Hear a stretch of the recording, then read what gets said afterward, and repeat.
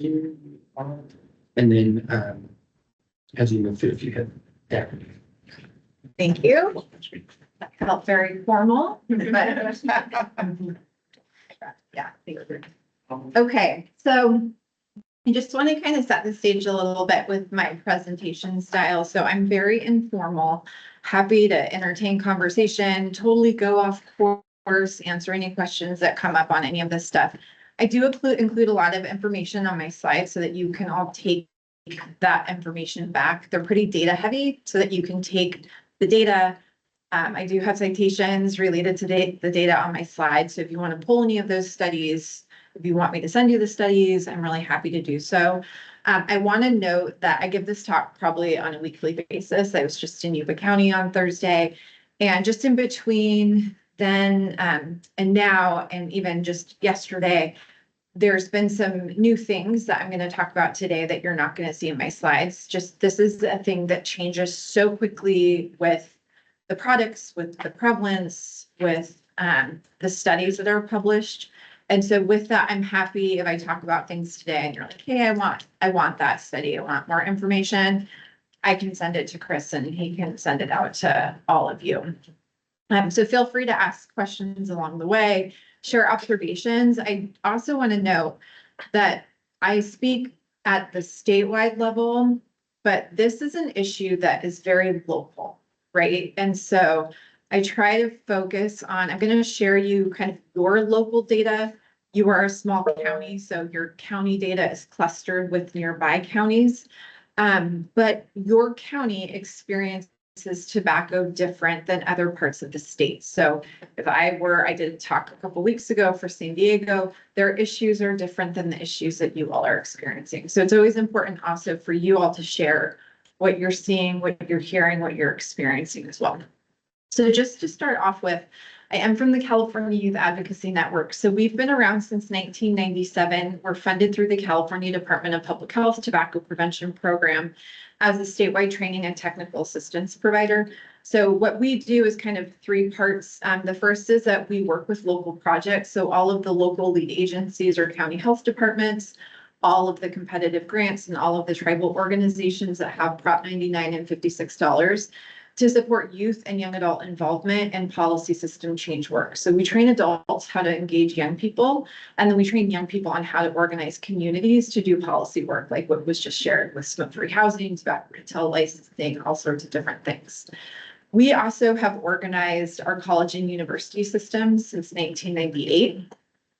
There is no funding currently that goes to colleges and universities to address tobacco use, cannabis use, any of that.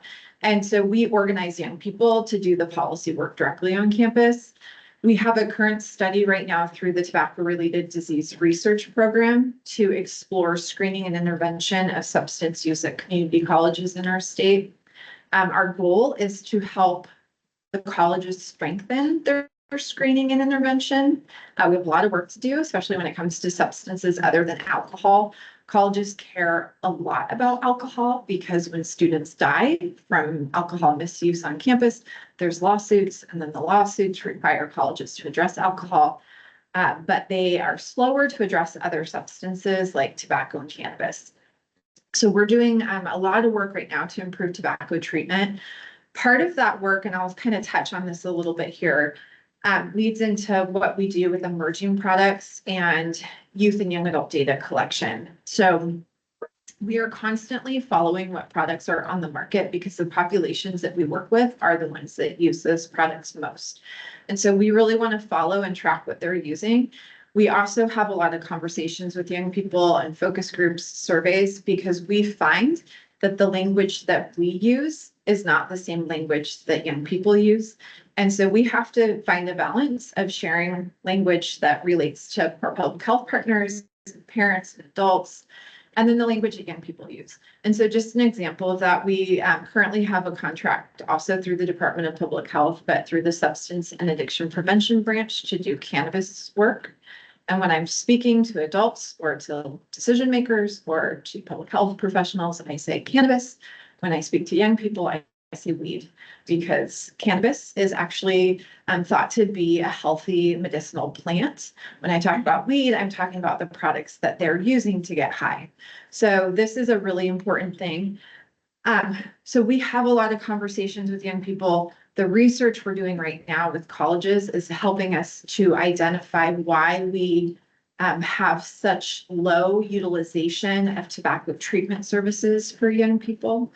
And I'll get into that a little bit more going forward. But a lot of our work is listening and then sharing out what we hear and what we read in published literature. We like to pair all of it because it's important to see what is research-based, but then also what's actually happening at the local level. So that's a little bit about who we are. Today, I am going to be going over some of the prevalence data, national, state, as local as we can get here, talking about some factors that contribute to use of these new and emerging products for young people, some of the concerns that we have around use, and then how do we support young people in changing behavior. So I have a quick one. Yeah. Are you doing anything in Nina with First Five? Good to see you. You too. With vocational schools beyond colleges? Yeah, that's a great question. So yes and no. We have actually created a toolkit on how to work with vocational schools because they are a very important population. It's also probably the hardest population to reach and to work with because they are inconsistent. They come and go quickly. And also because there's not a natural contact with vocational schools because they don't generally have any health services for their students. And students transition in and out of vocational programs. So I would say they're on our radar and we've done a lot of studying into how to work with them and what support we can offer. But we have not done any direct outreach with them besides some of the larger ones that are part of like national university, those types of things, because they are organized and more stable. One of the things that we want to try to do, and this is actually what we do with our colleges and universities, is we just do direct outreach and offer resources. And then as we do relationship building, then we kind of start to have conversations around treatment and policy work. So that's newer work for us. Yeah. I do want to know, and I don't have this data. This is data I have to get from the state and ask them to disaggregate it for me because it's not public. But a few years ago, the state published their adult data and found that individuals who go to vocational schools have the highest rates of tobacco use of any population. So even individuals who haven't graduated from high school graduates, so vocational schools, which makes sense. I would also say that I would be really concerned right now with individuals and specific vocational schools also having higher rates of oral tobacco use because of how easily it is to use and the trade of it. Thanks. Mm-hmm. So this data here, these are from the National Youth Tobacco Survey. The reason I like to show this is a few different reasons, and I want to kind of talk through what you're seeing and what we're paying attention to when I look at data points and things that I think are worthwhile to track and things that I get nervous about. So the first thing to notice is that we are doing a very good job of addressing cigarette use among high school age students. So this is both at the national level and here in California. You can see that's the orange line, that since 2011, we've had a significant decline. In California, we've basically flatlined at about 1.2%. At the national level, we're under 2% for cigarettes. So that is really good news. Looking at the vaping, there's some high and lows with the vaping. So one thing to pay attention to is that as we started capturing data on youth vaping in 2011, we had gradually started to see an incline, and then we started to stop, right? We weren't seeing a big dramatic increase. And then all of a sudden you see in 2018, we shot up. In 2019, more than 1 in 4 young people reported current tobacco use. So this is not just experimentation, this is past 30-day use. So that is horrific. That is very troubling. So what happened in 2018, 2019 that is really, really relevant today, and I'm going to talk about this a little bit when I get into health effects, is that Juul was introduced into the marketplace and they changed the formulation of nicotine solutions from using freebase nicotine in vaping devices to using a nicotine salt solution. So why that's important is for a couple of reasons. The first is that if you think about the generations, we always say there's generations of nicotine addiction or generations of these vaping devices. So the first generation was the cigarettes. They looked like a cigarette. They used a freebase nicotine solution. We never really found young people use those products. Those were primarily used by adults, individuals who were cigarette smokers, people looking to transition maybe from smoking cigarettes to vaping. What they found is that those people who were smoking cigarettes and using cigarettes were not transitioning, they were dual users. And the reason for that is because they just were not getting the quantity of nicotine in an e-cigarette that they were from a tobacco cigarette. So then the industry introduced pins. So pins are still very much around today. We only really are seeing them for cannabis use and not for nicotine use. But pins were the larger devices that you screw the cartridge in and you put in your own nicotine solution. With those devices, it was a bigger battery. The bigger the battery, the more aerosol that you're getting. So even with the pen devices, individuals were reporting they weren't getting the nicotine that they wanted to be getting. So then we had mods and tanks. So we still see mods and tanks. They're kind of the bigger devices. They have the cartridges that you can screw in as well. You can always tell if somebody's vaping with a mod or a tank because of the large quantity of aerosol that they're letting out. So we kept getting bigger with the devices to get more aerosol because individuals were not satiated with the amount of nicotine that they were using. So what Juul did was they introduced a new nicotine solution, nicotine salts. Nicotine actually in its natural state found in the tobacco plant is a nicotine salt. But the tobacco industry removes that component. It's an acid in nicotine to have a free base nicotine to put that in cigarettes to for that at the federal level, but the potency high. So it's pure nicotine in cigarettes. So the vaping companies just replicated that. But then they realized if you're vaping a pure nicotine in these vaping devices, it's a really hard throat hit. So you can't actually vape a lot of freebase nicotine without getting physically sick in your throat. It's hard to do that. So Juul just changed the chemistry of the nicotine solution by adding an acid into the freebase nicotine, making the nicotine delivery a lot easier with smaller batteries. So now all of a sudden you have smaller devices that you can hide, less aerosol, higher concentrations of nicotine, easier to consume. And so now we introduced a new generation of addiction with young people who see these really cool devices. They can hide them. It's small quantities of aerosol, so you can blow it here, blow it in your arm. People aren't aware of it. Start adding all the flavors, make it attractive. You're vaping more, you're getting more nicotine, leads to higher levels of addiction. Then we have a youth vaping epidemic. So we saw a sharp decline between 2019 and 2020. There were a couple of things that happened during that time. One was obviously the pandemic. The pandemic dramatically changed a lot of things for our society. What we found with young people during the pandemic is those who were experimenting with vaping or nicotine prior to the pandemic mostly stopped because they didn't have access to products in their homes unless a family member was using nicotine. Those who were addicted or using more regularly increased consumption because they started to use to self-medicate from stress, anxiety, boredom, all of that. So that also changed. The other thing, and I feel like Nina's going to ask me this question and I don't know it, but if somebody else wants to answer it for me, but we had a volley, which is a lung condition. I don't know. It's like a very scientific term. But what we found in 2019, and there was actually a huge multi-million-dollar media campaign in California, is mostly young adults were dying from vaping THC pens. And they had a lot of clouding. It was almost like their lungs had extreme pneumonia because of this. So but if you Google, it's EVALI, and you can get the name for that. But talking about what the acronym stands for? Yes. Isn't it electronic cigarette, vaping, EP.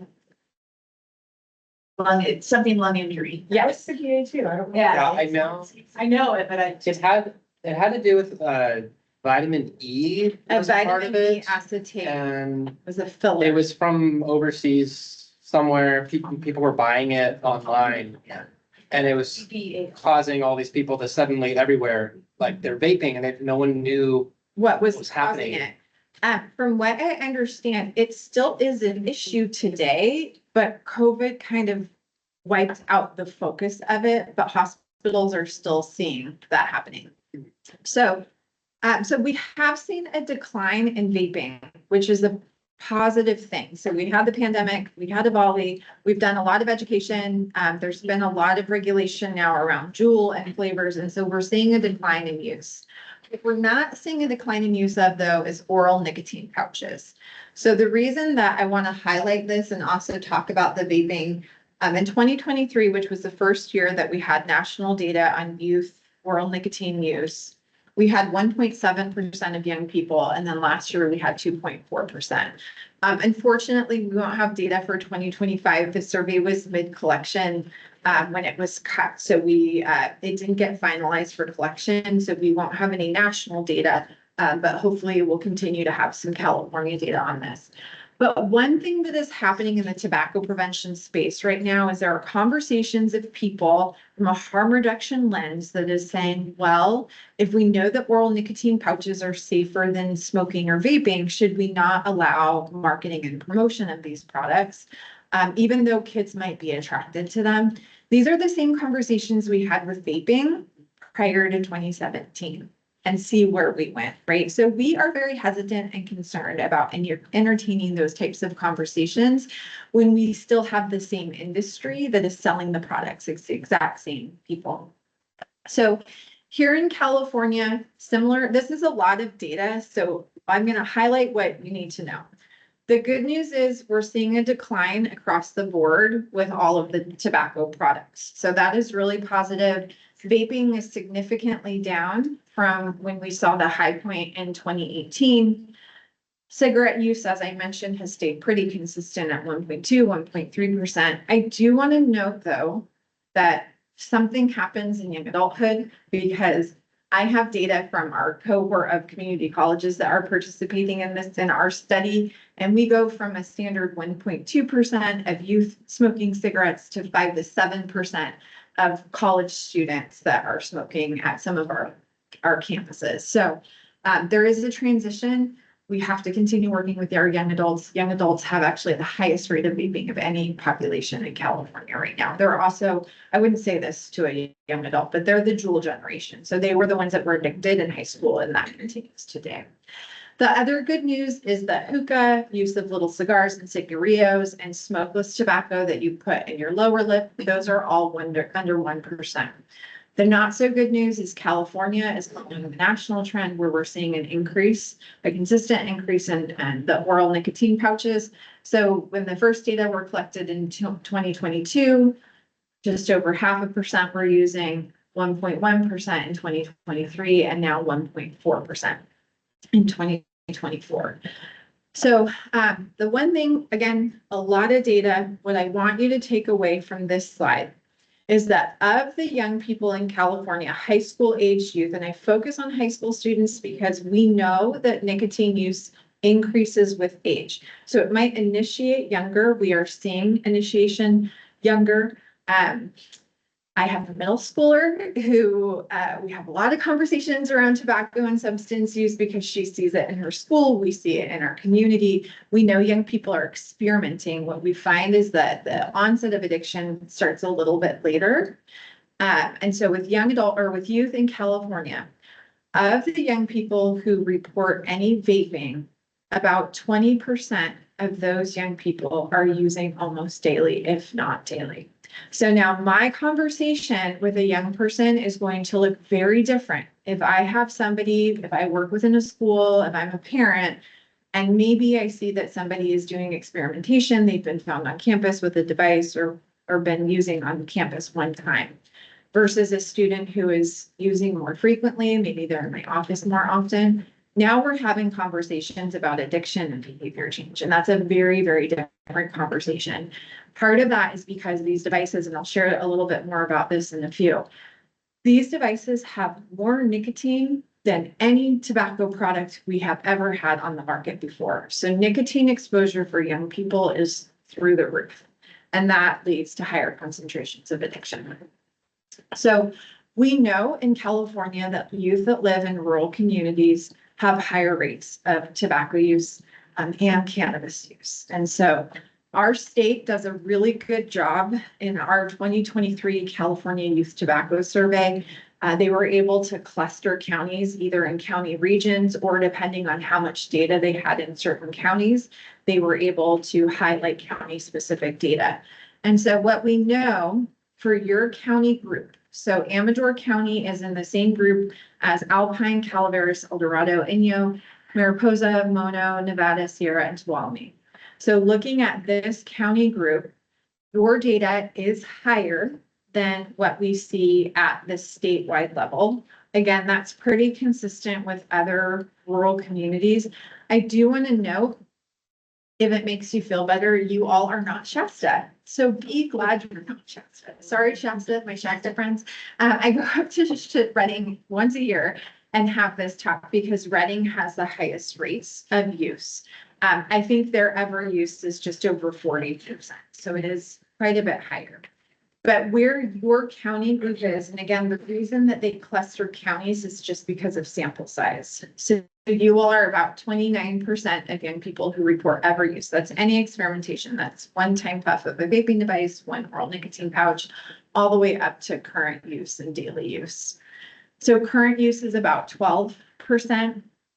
And then vaping is considerably higher at 9.7%. Cigarette smoking just over 2%. The one thing, and I would love to hear from you all about this because it makes no sense to me. I do not normally present on hookah data because hookah rates are really low. Oddly enough, your county cluster has the highest rate of hookah use of any county or county cluster in California. I would not think of this area as being prevalent for hookah bars or tobacco shops. I don't think we have any like hookah lounges here. Okay, so it must be in another one of these counties that have higher rates. I can say, so I am with Calaveras Public Health Tobacco Team, but I live in Tuolumne County, and previously before my role in public health, I did work at a smoke shop. And I will say that there was a good amount of young adults that were actually coming to buy the hookah products, but most of them were coming for the flavored products. But I'd say I was serving at least, I don't know, a dozen people a week buying these products. Okay, and that makes sense. And we're in with Nevada too, you said, right? Mhm. Nevada County. So I'm thinking that they might be swaying Might that be. just a little from Nevada, for instance. Buy it. Yeah, definitely. Right. But hookah use, you're saying can be individual, so you could have the material devices Mhm. and do it in your own, which is still counted. It doesn't have to be in a lounge. Correct. Oh. Yes, so the way that this survey is administered, I also want to note, because whenever I have any school folks in my audience, they're like giving me kind of this questioning eye, like, you're funny saying that the data is going down because we're not seeing the same thing on campus. Right. So the hard thing with these surveys, these are administered in schools, right? And so we do criminalize youth possession and purchase and use in schools still under our state law. So there is a level of safety and honesty of students reporting if they are or are not using. But that is consistent over time, right? Like that hasn't changed. So we would, if we would think that that change would be the same. So students would be saying, this is high school students who are saying, yes, I use hookah. So they might have a hookah pipe at home. It could be cultural. There are some communities that use hookah culturally. Also, hookah tobacco is exempt from our state flavor ban. So local jurisdictions have to have tobacco retail licensing with more comprehensive flavor bans for hookah to be involved. So like if the county or cities within Tuolumne do not have a stronger tobacco retail license than state law, then flavored tobacco can be sold for hookah pipes in those jurisdictions. That is one of our state exemptions. And then the other thing for you all is the increase of oral nicotine pouches. So definitely important to be having conversations around those different products. So this is a slide that I always say is my least favorite to look at, is why young people are using tobacco and nicotine. So we always like to look at, and we're actually going to be creating a resource on this. So there are reasons why young people start using tobacco, and there's reasons that they continue to use tobacco. And so oftentimes reasons for starting include things like, my friends are using, I was curious, they're flavored, they look cool, it seems like it's fun. But these are reasons why young people continue to use. So for the last 3 years of our state data, the number one reason has consistently been to treat stress or anxiety. So young people are saying that they're using nicotine to self-medicate to treat some sort of a mental health condition. The nicotine buzz, this is the first year, it's at number 2. And that is consistent with the growing size and amount of nicotine of these vaping devices. If you want to spend a day hurting your brain and heart, go on to TikTok and look at the videos of young people talking about vaping and Zen. And you will see that they're talking about how it's like you get really drunk when you are using these nicotine products because there's so much nicotine. We are also seeing with these oral nicotine pouches, you can use more than one at a time. You can just over consume nicotine. So it makes sense that the nicotine buzz is something showing up. And then fun with friends and it being cool. I don't normally highlight anything beyond the top 3 reasons, but the reason I included for this last study that was just released a couple of months ago about controlling weight or to focus and concentrate is because one of the things that we hear when we talk to young people about co-use of cannabis and tobacco is that young people are actually forgetting to eat because nicotine is an appetite suppressant. And so they go through the day using nicotine to help them stay focused in schools. Their focus, their attention levels have declined because of all of the screen and social media use. And so they use nicotine as a stimulant to help them stay awake and to stay focused while they're in class. They get home, they're kind of amped up. They also have some energy drinks added into all of this. And then they get home and they're stressed out and they're overwhelmed and they need to sleep. And so they're smoking weed to remind them to eat and to help them fall asleep. What they don't know is the use of the cannabis actually disrupts their sleep rhythm. So they wake up and they're really tired because they didn't have a good night of sleep. So then they start the cycle all over again. And so there's a lot of use of all these different substances to counter the effects of the other substances that are going on. So Kim, did we used to ask that number 1 question, that to relax or relieve stress or anxiety? Because I mean, once somebody starts using it, then there's stress and anxiety about when you get to have the next, hit of it, which is, I mean, I grew up watching that where people were stressed about when they would be able to have a cigarette, right? Because of the need for the nicotine. So have we always asked that, or is that a recent question because we ask it more often now? Yeah, that's a good question. I would have to look back at surveys prior to 2018 and see what it was. They do give a list on there too. So I would have to compare over years because I also don't know, was nicotine buzz on there in 2020 and 2021? So that's a really good question I can look into and look at the instruments. Yes. But on that point, like, I feel like adolescence is a stressful Yes. time of life. And I feel like big tobacco industry focuses on vulnerability, whether you're an impoverished group of people or you're a stressed group of adolescents. And real issue, how are they uncontrolled? Because, okay, off topic. How are they uncontrolled and affecting kids or whoever they're choosing at the moment?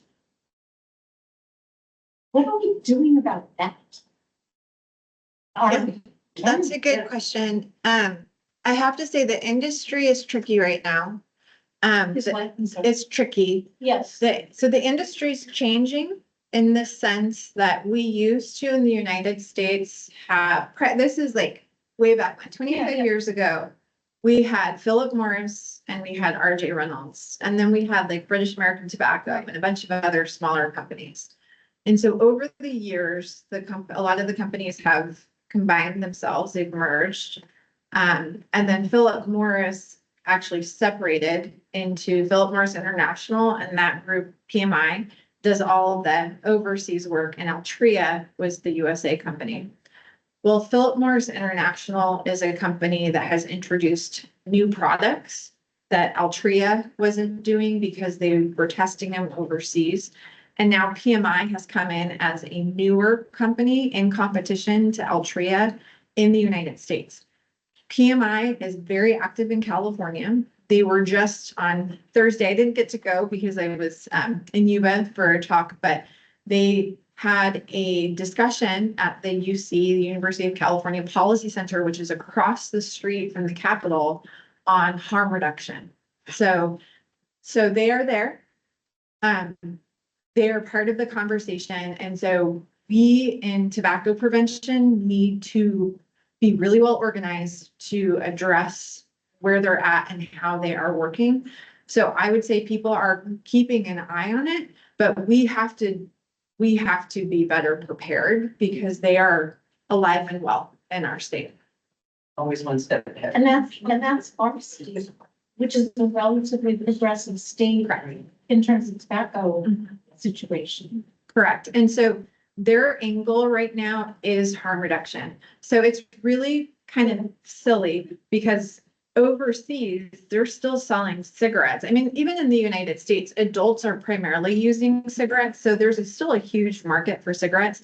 But what these companies say is, no, we want a smoke-free society. And so we're selling these alternative products that are reduced risk and not as harmful as cigarettes. And so the message that we always have is just because something is less harmful than a combustible cigarette does not mean it's harmless. And there is no positive benefit of using these products to anyone other than to the industry who is profiting off of death and disease. So we really have to kind of maintain that line, but the harm reduction conversation is very divisive. And ridiculous. Correct. Yes. Yes. California has a very strong, our Department of Public Health has a very strong stance on harm reduction for tobacco. It does not in any way support harm reduction.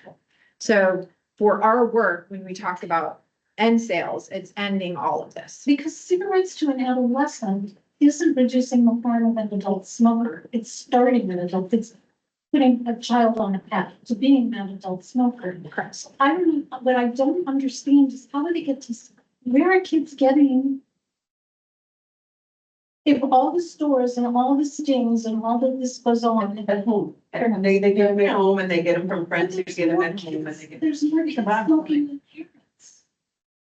Yeah, and I'll get into that in a little bit with some of the data and also some anecdotal stuff. No, it's all really important and talk about some of the anecdotal stuff that we're hearing and seeing and some of the concerns. And the movies, and they're increasing regular cigarette use again in movies, you know, that cigarettes right across the home, I mean, that. Yeah, movies, TV shows, video games, social regular media, cigarettes here. all of the places. Yeah. So there's this great study that is coordinated over at Rutgers University where they have schools who confiscate products send pictures of the confiscated products into the Rutgers researchers, and then they do counts of all of the devices and types of devices. So I just want to show this to show you how quickly some of the things change. So during the 2023-2024 academic year, the Hyde Bar and Lost Mary were the top vaping device by young people based on the confiscated products. A year later, the number one product was the Geek Bar. So you can see the year before it was 10% of the devices were Geek Bar, and then we had 48% that were Geek Bar. Geek Bar is still the product that we are hearing from young people is the most popular product, but there's always other devices that are out there. There was a recent study from the Truth Initiative that found that 86% of the single-use or disposable devices sold in the United States are here illegally. So we are just lacking enforcement of what is and is not sold. Our new flavored tobacco list in California, in essence, should help solve that issue here in California, because retailers will, or the manufacturers actually have to submit a list of what's unflavored products to the Department of Justice and our tax folks. And in order to sell a tobacco product in California, you will now have to have a stamp, not a tax stamp per se, but just a stamp to show that these products are certified for sale in California. So all of these single-use devices should not be sold because they shouldn't make it through the market, right? So that is if our retailers are abiding by the law. Did you say 60? 86%, 86%, correct. So what I just want to show though is what they are finding is that most of the young people, most of the products that are confiscated are these single-use devices. We're actually having a conversation right now with partners on what do we call these, because we actually don't like to call them disposable because that makes people think that they are disposable. They are not disposable. They are toxic, hazardous battery waste. And if they go to a household hazardous waste facility, which most of the time they do not, but if they do get there, unless a household hazardous waste facility has special certification to treat these and take them apart, they can't. And so they have to send it to a incinerator, which you're not supposed to incinerate batteries. There's air quality issues, there's human health issues. So these things are a nightmare for both human health and for environmental health, and then the safety of our workers. But those are the most popular devices on the market right now when it comes to vaping. So looking at our national data, these are the top devices, and this is again from that Rutgers study. This is what they look like. So you can see these are constantly changing, but what makes these devices disposable or single use is that they can be recharged. They don't have to be recharged, but most of them are rechargeable, but they are not refillable. So when the nicotine solution is depleted, you throw the device away. Lost Mary is introducing a new device that has a tank that can be removed, and then you just replace it with a new tank. And that makes it so that it is not single use or disposable anymore. It is, in terms of environmental, it is much safer, but at the end of the day, this is still toxic, hazardous waste. So this is just pictures of what's confiscated in our California schools. Flume is also something that we still hear a lot about. So Flume is on the bottom. You'll notice some of these ones right here, those are all PACs. PACs is a sister company to Juul. Those are their cannabis devices. You can see the one that's camo there. Any device in California that is a cannabis device is supposed to have that symbol on it to show that it is a THC product. The reason that that's also really important for school sites is that if schools are confiscating devices and properly disposing of them, which means that they confiscate them and they either give them to household hazardous waste, which they aren't supposed to because they're businesses, or they give it to their haulers. We cannot have cannabis waste in with nicotine waste because cannabis is not classified as toxic waste in California. So our Department of Toxic Substance Control does not have regulatory authority over those devices. So cannabis devices just have to go into the trash can, even though it's still battery waste. But because in California, we take most of our hazardous waste over state lines for burial, you can't cross state lines with cannabis devices. It's against federal law. Department of Transportation will stop anybody at state lines if they see that cannabis waste is mixed with nicotine waste. So we have a school partner that we work with, a district. It's a very large district in Sacramento County. They gave their campuses 5-gallon buckets to collect all their nicotine waste. And then at the end of the year, the district collected the buckets and they paid haulers $1,500 to $2,000 per school site to take the buckets and properly dispose of them. When the hauler got to state lines, they were turned around because it was mixed waste and they couldn't allow the waste to leave with the cannabis devices. So this is a nightmare when it comes to all of these products. It's a regulatory nightmare. So what happened to all the things in that hole? So they took it back. Our partners at District Risk Management took the 5 buckets and they put them into a room. And then they found a company that said that they recycle cannabis and nicotine pins and they paid for them to recycle them. The tricky part with that is that we do some work with household hazardous waste and our partners in household hazardous waste said that that company does not properly recycle the devices. I'm really surprised. We worked with an organization that helped us do the prescription drug collection, trying to think of the acronym now, CPS, anyway. I think they'd be all over this, because they're about getting rid of hazardous, mattresses and, this is a nightmare. It's a nightmare. Yeah, so we have an electronic waste act here in California, and within that act, there's fees that are added to all of the products and like mattresses, tires, refrigerators, TVs. So there's additional fees that are on there, and so that they have an end of life plan and that it's paid for through these fees. Vaping devices are excluded from that act. There were 3 pieces of legislation this past leg cycle that would have dealt with this issue.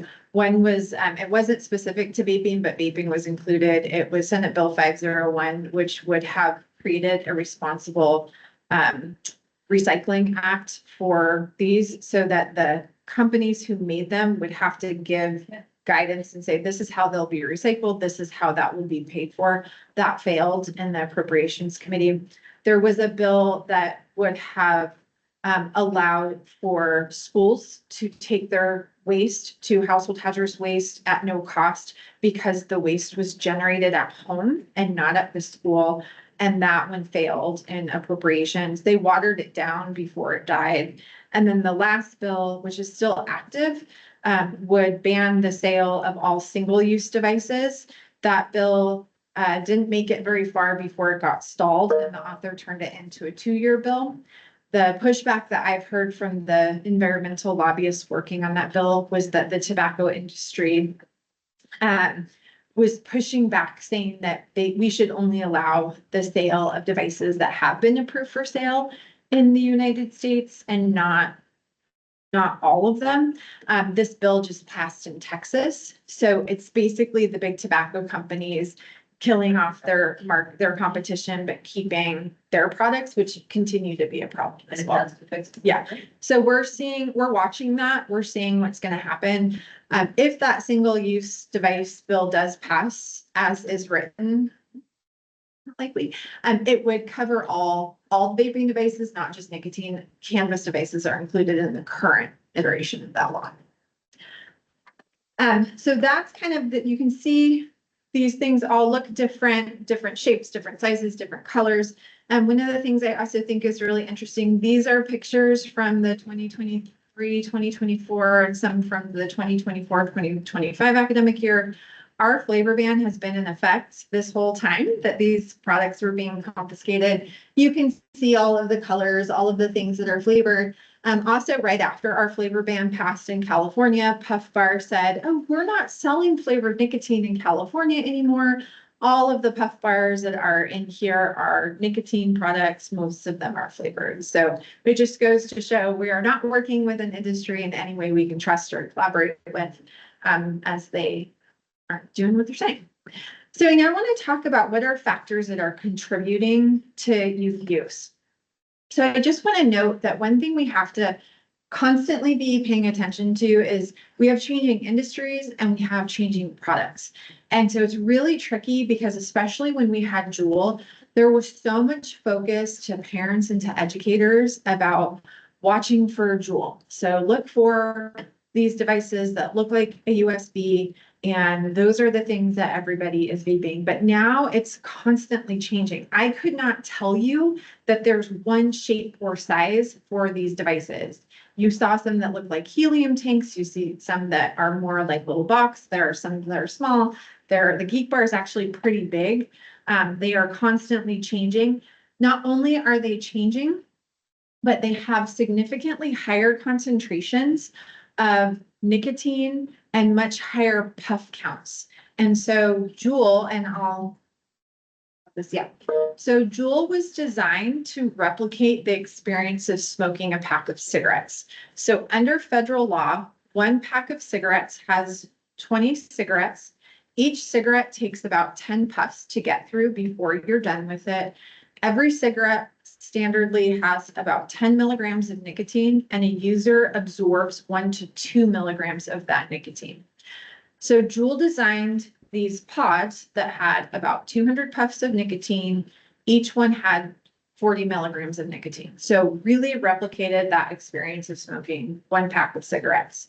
In their research, they were able to show, using their device and the solution that they created, that nicotine in the blood was almost identical to nicotine in the blood of a cigarette user. So what they were saying and how they were arguing is that they created this device for cigarette smokers to switch to their pods. Of course, we know at one point they owned 76% of the market of vaping devices, and they have been found in courts all over the country, including in California, to have been responsible for the vaping epidemic of 2018, 2019.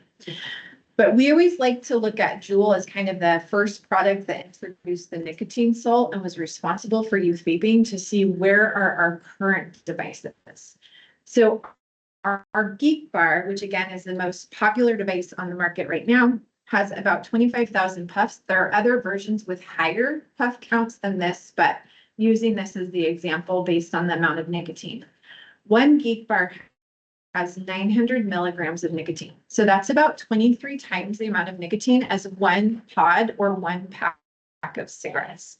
So if you think about a young person who has access to a pack of cigarettes versus a young person who has access to a Geek Bar, that's, again, the equivalent of about 23 packs of cigarettes. So significantly higher concentration of nicotine than we've ever seen before in these different products. In availability. So this is what these look like. They're constantly changing the design. This is actually one of the older designs. I just keep it because I really like the reindeer in the middle, but you can get one with your astrological sign. They have different designs. They're constantly changing them. So how these operate is on the side, the top number is the battery capacity, and then that bottom number is the amount of e-juice that's still in the tank with inside. You can see at the very bottom there is a plug-in. So if you are kind of slow to vape this, you can recharge the device, but once the e-juice capacity is at 0, it is designed to be thrown away. And then for these Geek Bars, they do have different vaping modes. So if you find that when you're taking a hit, you're not getting strong enough nicotine, you can flip open the switch at the bottom. There's 3 little air holes. And so when you inhale, you can take a deeper hit and get more nicotine. This is called pulse mode. So if you have it in pulse mode, you'll have fewer counts of those puffs, fewer puff counts, because you're depleting the nicotine faster, but you are getting a stronger nicotine hit. We also now have smart vapes. So smart vapes, there's a bunch of different companies of smart vapes. These are single-use devices. The reason I picked this is because we have some school sites in Shasta County that will keep track of all of the products they confiscate, and they'll share that with us. So this is one of the products that was on the list up north. So we know that it's available for sale here in California. And I'll show you how these things operate.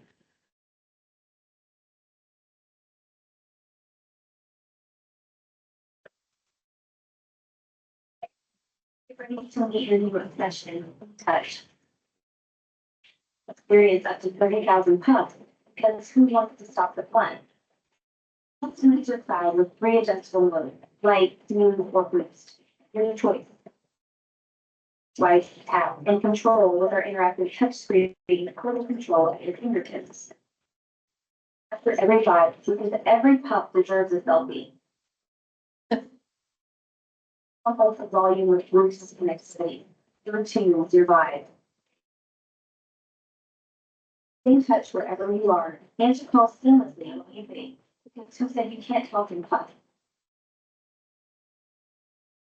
That includes stay connected, stay still. Extra fitness stores with our workout tracker. Business. And on with hours of entertainment. Occasional play all day. Never stress over lost phones again. Find my phone that's got your back. One day solution with a touch. So as you can see with What that, was that one called again? B-touch. And we wonder why our kids are in such How does that even, dire. how is that legal? Well, so that technically is not legally for sale in the United States, but there's no enforcement currently.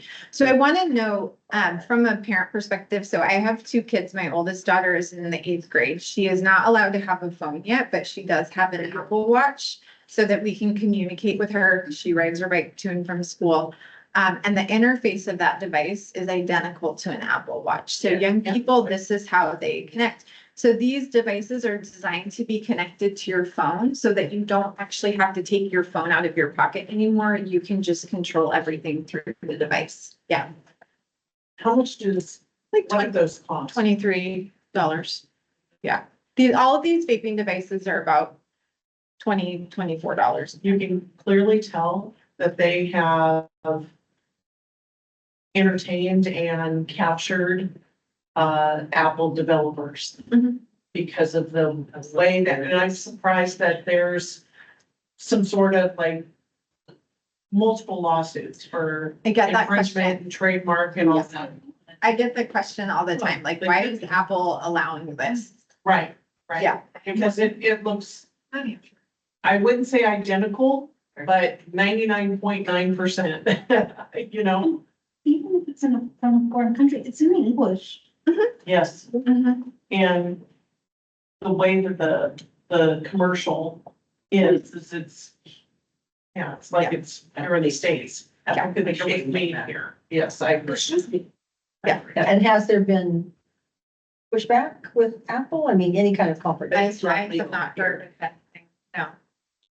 And these are all coming also from the enforcement side, and so there's just, I mean, most of the vaping devices in the United States are not legally sold in the United States. So you can look at a list of products that are approved by the FDA for sale in the US, and it is. And with all these oral nicotine products I'm about to talk about, the only product that is legally allowed for sale of the pouches is Zen. And yet I will show you, there's a lot more than Zen. So, Oh, when I was on a trip to Paris, France, in March.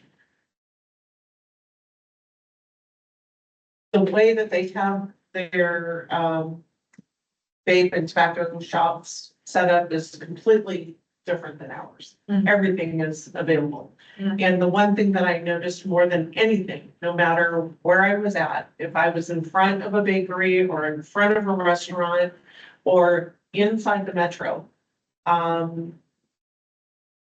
would say that 80% of the people were smoking cigarettes. Oh, yeah. And of those, they were definitely young, early teens. And it's all over and they put it out. I couldn't believe the amount of cigarette butts and some of those smokeless, the chew containers, like out on the streets, walkways, in front of restaurants. It didn't matter. People were smoking so much everywhere we went. It scared me because, you know, I'm breathing that air. But it also hyper focused me on, like, you know, how many people? Mhm. 1 out of 3? yeah, Probably. EMI did a good job. they're very Yeah. successful right now. Yeah. They're very, and actually, yeah, they're very politically successful right now too. Yeah. So when you get to Asia, the government actually owns some of the tobacco in, you know. Yeah, China is Right, the China largest is- owner of, And they own by government. Right, Yeah. right. I have one question that probably all of us want to know. So what's the fitness part of that, V-Touch? It just tracks like how you have fitness, if you want to track fitness on your watch, like you can So track like activities. steps or like that whole thing? Yeah, like a fitness pal. Mhm. So they try to It make just it acts healthy, just like your watch. Right, like, oh, because you're not getting steps in if you're standing around smoking. But Yeah. I guess if you're walking. If you have it in your pocket, it's a vaping device that replicates your phone or your watch. Yeah. And So, if they're illegal, how are they getting here in such numbers? well, so the way that things work in terms of like companies is that companies work with manufacturers and manufacturers work with retailers. And so there's like different chains of how they get here. And so it's always a tricky part of like, who are you holding legally responsible? Are you holding the companies like PMI? Are you holding all of the individual manufacturers that are kind of or not the manufacturers, the like retailers and the distributors. So the distributors are the ones that are getting it to the retailers, or do you hold the retailers responsible? One of the big issues right now with the flavor ban and all of these, like, I love to hear that you all are going to be having conversations with retailers.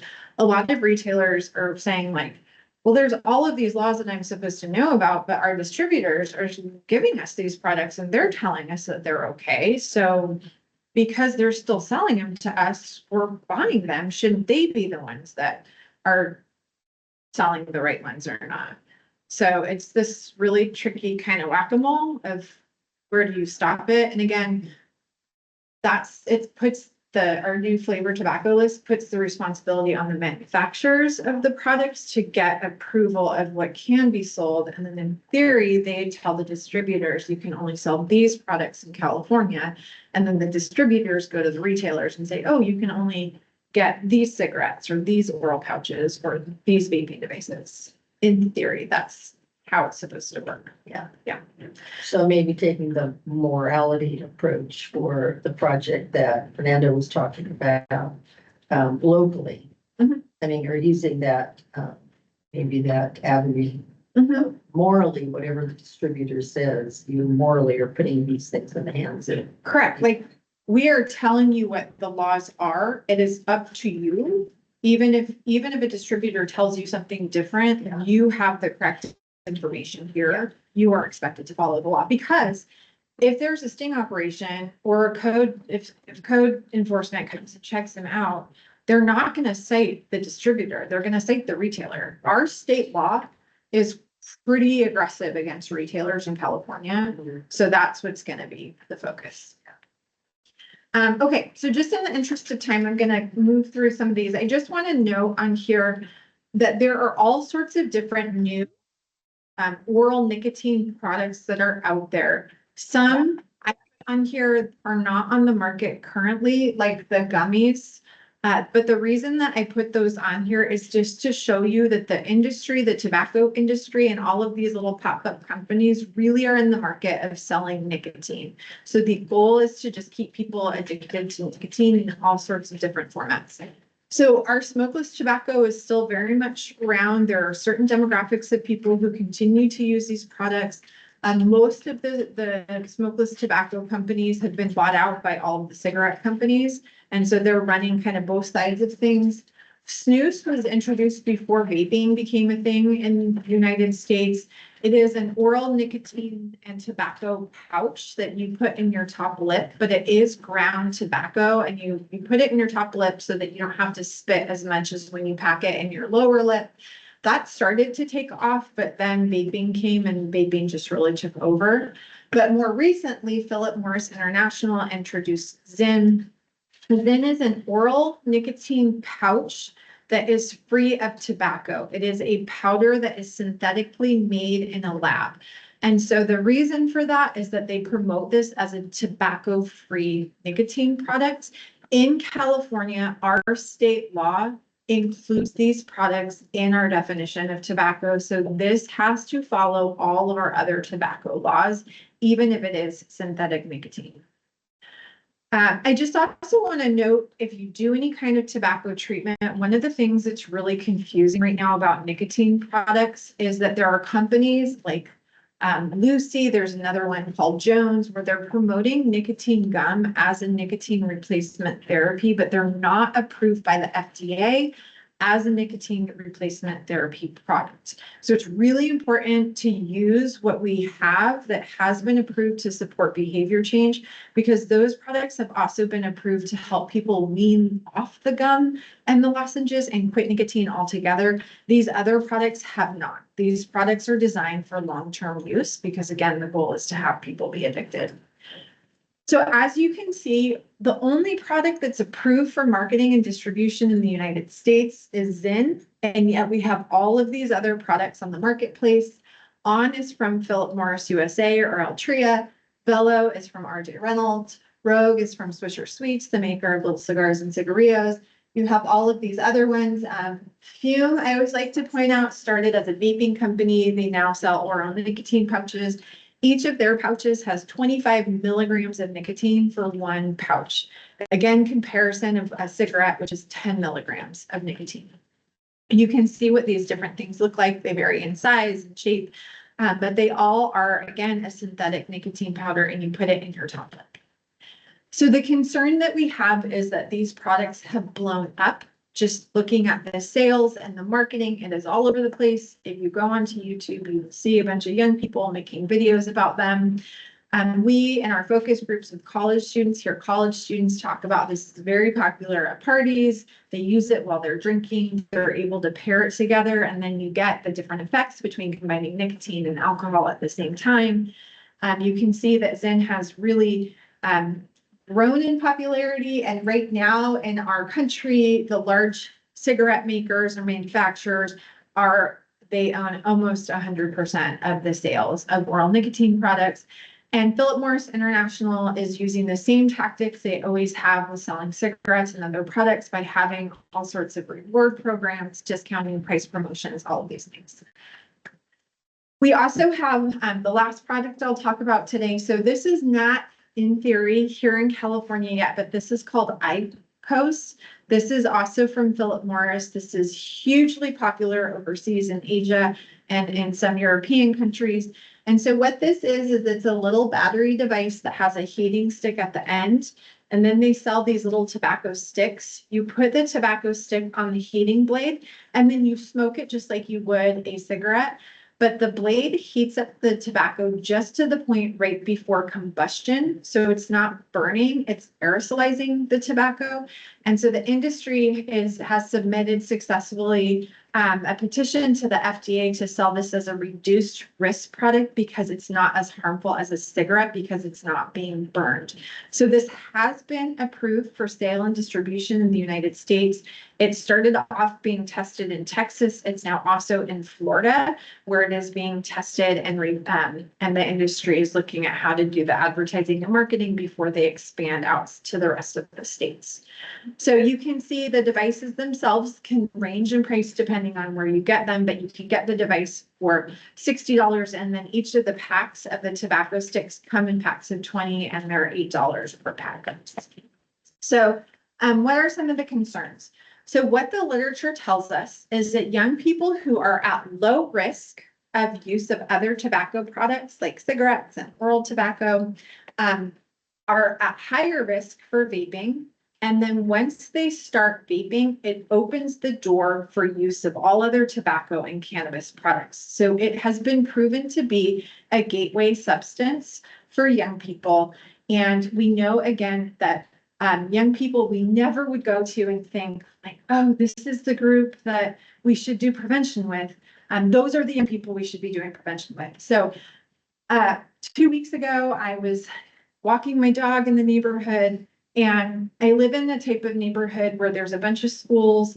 Most kids walk or bike to school. My daughter's gone to school with the same set of kids since she was in kindergarten, and they all end up at a middle school, which is huge. So there's 1,200 kids in her middle school for 2 grades. So, but you know everybody's kids. The kids all know you, right? So we're walking the dog. It's like 6:30 at night, so it's dark, but it's not late.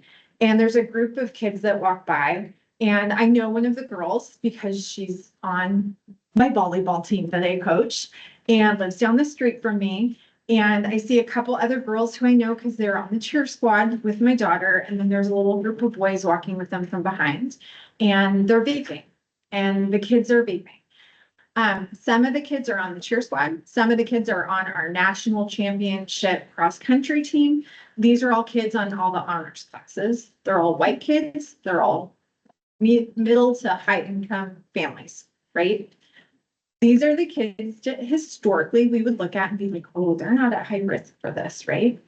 Some of our schools that have the highest rates of nicotine use are the ones that have the highest income levels because of access and accessibility to the products. In California, white youth have the highest rates of nicotine use of any population. So I just say that because it's really important because I have a lot of conversations with parents who is like, not my kid. And so we all have to have conversations. One thing we are hearing more about when we talk about access, and I think I'm going to skip ahead to this and then I'll go backwards. When we talk about access, what our research shows is that almost half of the youth who are using a tobacco product in California are not buying their devices. They are using somebody else's device. So because they don't have puff counts on the device, if you have a parent, an older sibling, a cousin, somebody that you're living with, you can sneak it and no one is going to know. They are also maybe purchasing from friends who are getting products from other people or maybe purchasing them online to then sell at local schools.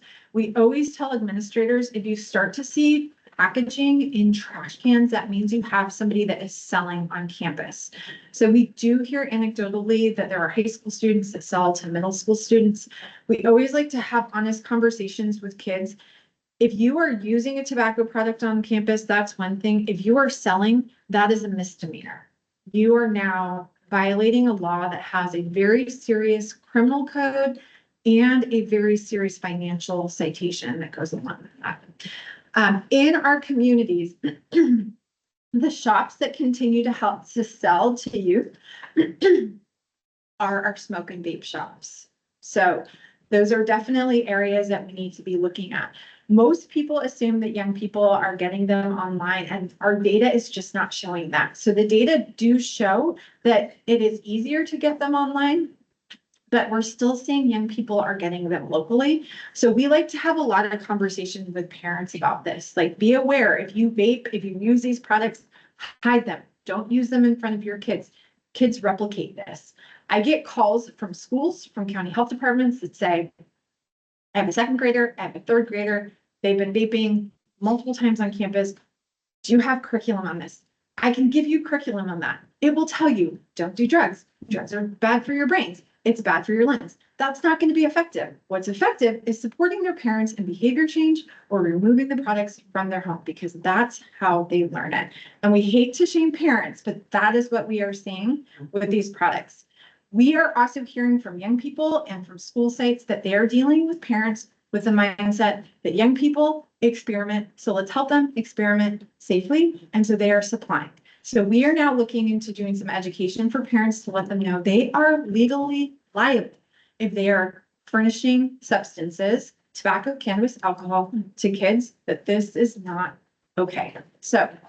And in the Just let rural them know that. counties, a lot of kids are on buses to school and the younger kids are on the same bus as the high school student with a baby country who thinks it's funny, you know what I mean? Yeah. And they're getting passed around the whole, one's getting passed around the whole bus. Yeah, there's so much sharing that can happen.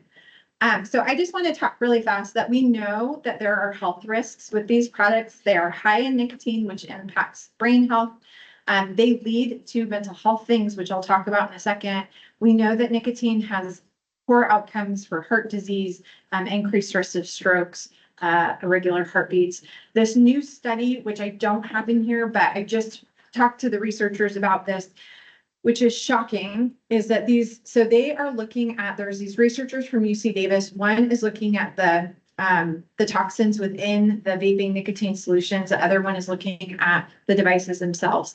And what they have found is that when they're studying the solutions, there's all sorts of toxins in the solutions, but when you vaporize it, it makes the toxins a lot worse. And the thing that's been blowing my mind, this one researcher at UC Davis, they are looking at these single-use devices. And what they found is because every vaping company now is using a nicotine salt solution, so it's free-base nicotine with an acid added, that the acid in the nicotine solution is corroding the heating coils in the devices and it's leaching more metal.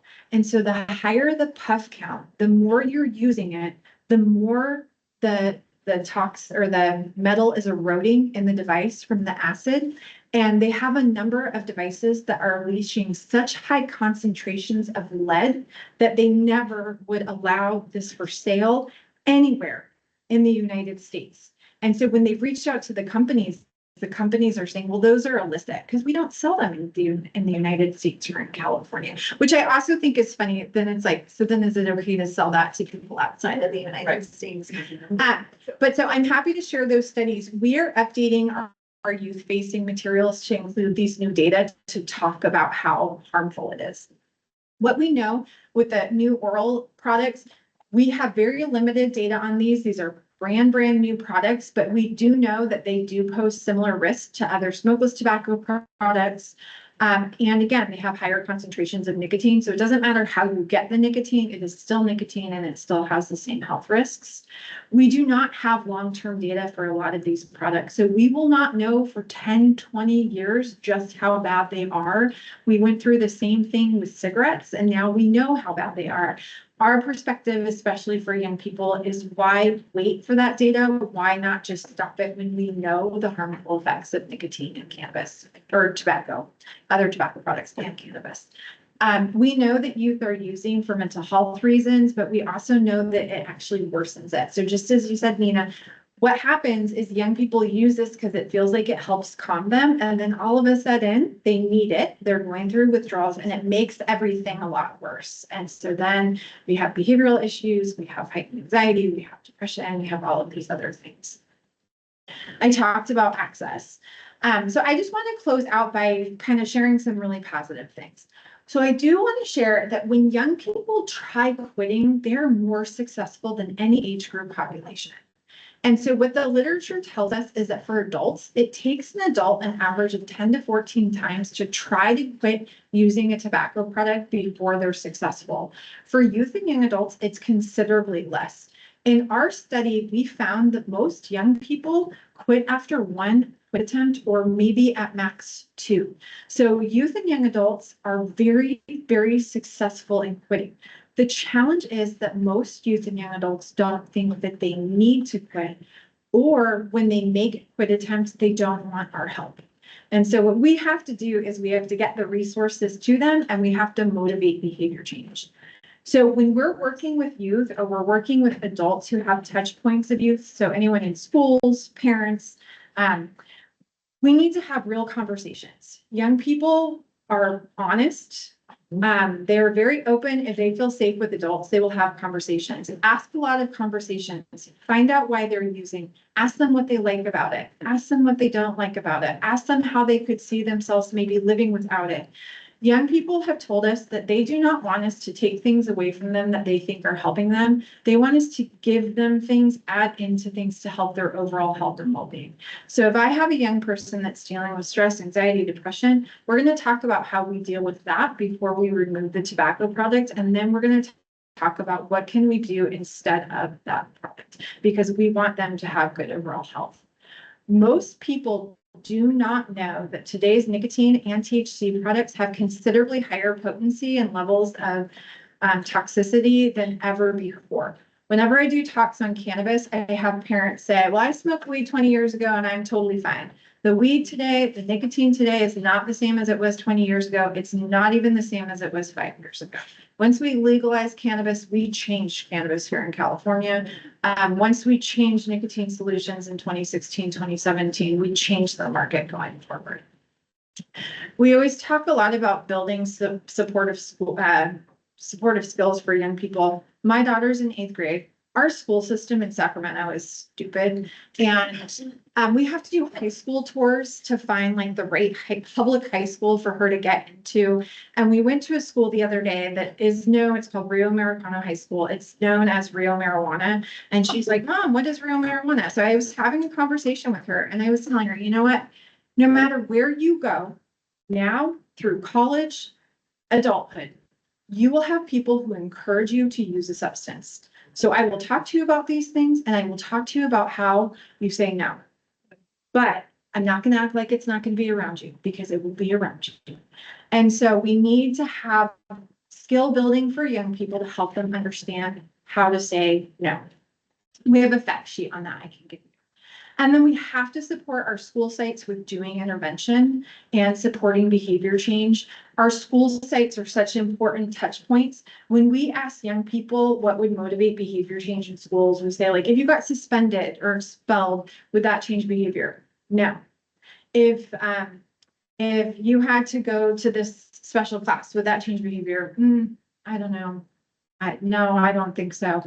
If you had to tell me what's an adult you really like on campus, and I'll say somebody. If that person sat down with you and said, hey, what's going on? Tell me why you're using. They're like, don't make me do that. Please, I do not want to disappoint that person. Don't make me do that.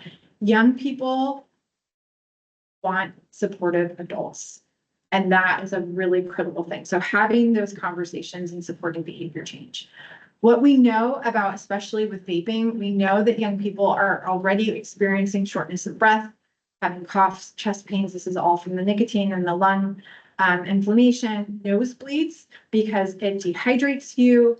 It makes you thirsty, nausea from the high concentrations of nicotine. I always like to tell parents too, if you see a change in Starbucks consumption, that's because they're jacked up on nicotine, so they're not using the caffeine the same way. And then any changes within their rooms, which I'll skip ahead. There are resources for parents out there. I'll give you these slides that you have them. There are free resources to support youth with behavior change. I'm really happy to share that Kick It California, which is our text and app line here in California, now provides free treatment to youth and young adults, 13 to 29-year-olds who use tobacco and or cannabis. So even if you're just a straight cannabis user, if you are between 13 and 29, you can call Kick It California and get free support and behavior change. That's great. We have an assortment of resources that we can give you all if you want help with motivating behavior change, prevention, or supporting behavior change. And then Why Vape is a great program run through Kick It California as an alternative to suspension program for school sites specifically. So I went way over time, but appreciate the conversation. Here's my contact information. If you all have any other questions, if you want any of the studies, let me know. I'm happy to send anything your way to support your local work. Awesome. Awesome. Yeah. I'd love to have you talk to the Northeast First 5 Northeast region, which is the rural group that was shown up there. To head it off before they become parents. And I'd love to have the information included as to impacts on pregnancy. Yeah, and we're actually having, when I was up in Reading, we had partners up there that asked us, because we're now doing cannabis work to incorporate some of the cannabis stuff into pregnancy. They're dealing with a lot of teen pregnant women who are using cannabis with a lot of misinformation. It's a huge nausea. Right? Yeah. But I always like to tell people too, when I take my kids to the doctor, I'm asked if anybody in my house smokes, but they don't ask about these other products. There's no guidance on how to do any of these things, keeping them away, don't use them around. So we have a lot of work to educate parents. And again, we don't want to harm parents, but parents need to know that this happens. Be aware of it. Yeah. Oh, go ahead. I'll say you go first. No, I just want to say that Pat is lead the SAY coalition, which stands for substance Solutions for Amador Youth. And there's alcohol. there's a big push. I think we're a part of their coalition, but to do a big parent education forum, which kind of fits in with all this. There's been a lot of discussion, and we've had our school district reach out to us asking for how can we talk to teachers and admin about what youth are doing with all kinds of substances. So And I wanted to say that, because we just had our coalition meeting this week, I think it was this week. And we had we have a couple of youth committees. We have a coordinator that's in the schools, and one of them came to our meeting, a young woman, she's a junior this year. in one of the high schools, and you hit on everything that she said. Again, if you don't love teenagers, one reason to love them is because they go blah, and you just, it's everything right out in front, you know, you don't have to be nice. My own kids used to say, Mom, just talk to me. Don't be using all your work words. But she confirmed what you said. Number one is that, you know, the majority of, and she's an outgoing kid involved in a lot of activities and, you know, very involved with her school and campus. She said that she can count on probably two hands the number of kids that she interacts with that do not vape, whether it's tobacco or any kind of cannabis product. So that's what you said. It's higher than you think. The other is that it was all the good kids. She mentioned that. She says, like, there's a lot of kids who are using these products that you would not think that they would be They can using. afford it too. And they can afford it. But there's a lot of sharing that goes on. One kid brings something and they all, which I don't get that. I know. Even the hookah thing. The It's- communicable yeah. disease is real. Yeah, just sticking all that stuff in your mouth, but that's just the mom part. Cavities, I'm talking cavities. Yeah. Everybody else. And then definitely parents, you know, it was about parents, you know, that the trusted adult on campus, that she said most kids would be, you know, are more open and really wanting to connect with trusted adults on campus, that their parents sometimes can't talk to them or don't talk to them or try to shine things on, you know, that kids know that. So anyway, and definitely the parent connection, we're working on that after the first of the year to have the first of, we hope, many parent opportunities for panel discussions with different entities in the county. That's great. Well, if you find that there's ever, I mean, this is open to everybody, but so we're really excited to have cannabis funding now. And we are creating some fact sheets. We actually have 2 fact sheets that are just getting final approval from the Department of Public Health. One is on youth cannabis use rates.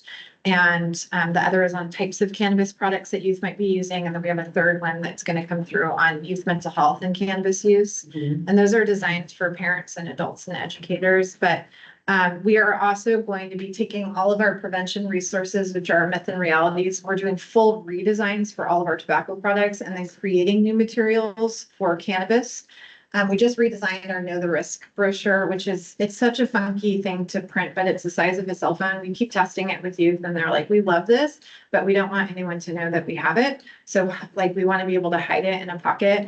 We just redesigned it and we added our, the suicide hotline on it so that we can add in some mental health support there. And then we have a whole mental health campaign. We keep testing this every year and it tests really well, but we're doing a whole series of cannabis resources too. Because there's not really anything out there on cannabis prevention and education. So what we always want to hear, we're working with 5 health jurisdictions that have funding through the Department of Public Health, but our resources will be for anyone in the state. So we want people to call us and say, with tobacco too, like, hey, can you please create this tool? We need this resource and we'll be quick to create it. And then I also am happy to share slides. I have a talk almost identical to this, but it's all on youth cannabis use. So happy to share slides or anything like that. So we will get this presentation to you? Yes, we've been reporting it and then I think I can share the PowerPoint later too. So yeah, I didn't want to forget, you have to share. I know you guys do a lot with like your resources and materials, and I know that this is a hard question to ask. Have you noticed any positive changes from doing presentations like this, where you're coming out to the community? Have you seen like decreased use related specifically to that, or increased data? Have you noticed any direct trends with these presentations? That's a great question. We don't track that. I think there's so many factors in communities that impact what youth use looks like. So it's hard to directly associate this with us. The other hard part that we have with these types of presentations, and just so Chris knows this too, we have found that in tobacco prevention, everybody has to do training evaluations. And so we rarely do training evaluations like here.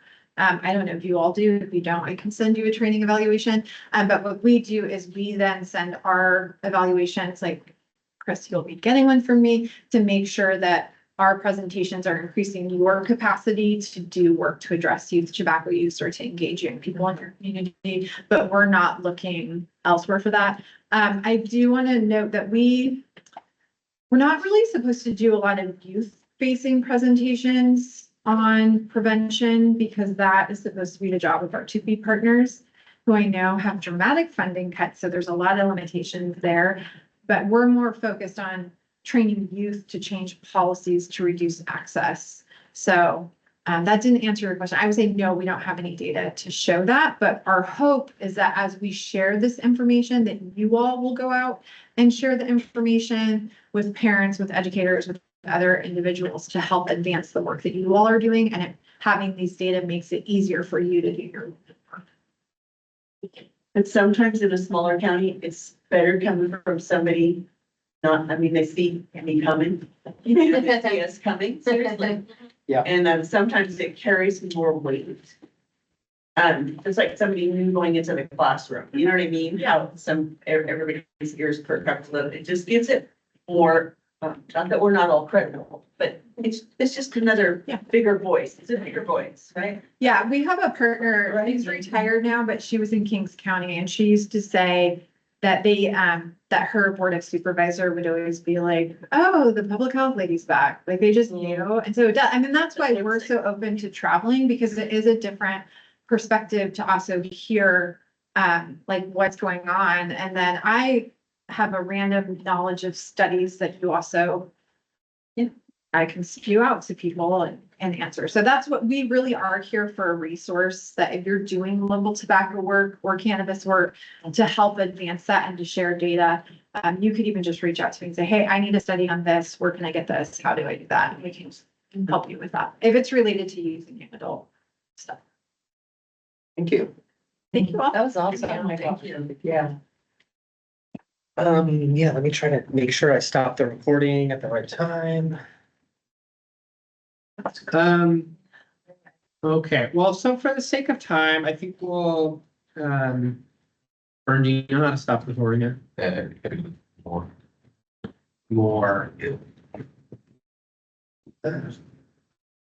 Stop recording. We did it, yay.